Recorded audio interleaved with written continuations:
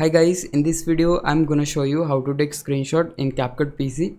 It's very easy. As you can see, I have this video clip right here and I want to take a screenshot of this particular frame. So for that, what you need to do, just click on these three horizontal lines.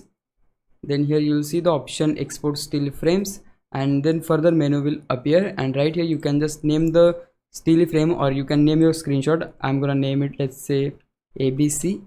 And you can also choose the location where you want to save this screenshot. I want to save this on this sample data folder. Just click on select the folder. Right here you can choose the resolution as well, and it's recommended to use the same resolution which your project is. My project is 1080p, so I'll just select this one. You can choose the format as well.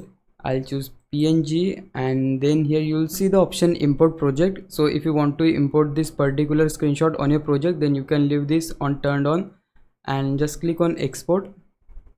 And yeah, you can see we got the screenshot right here. You can just drag this screenshot on your timeline and use it. The screenshot is also saved on this folder. Here it is.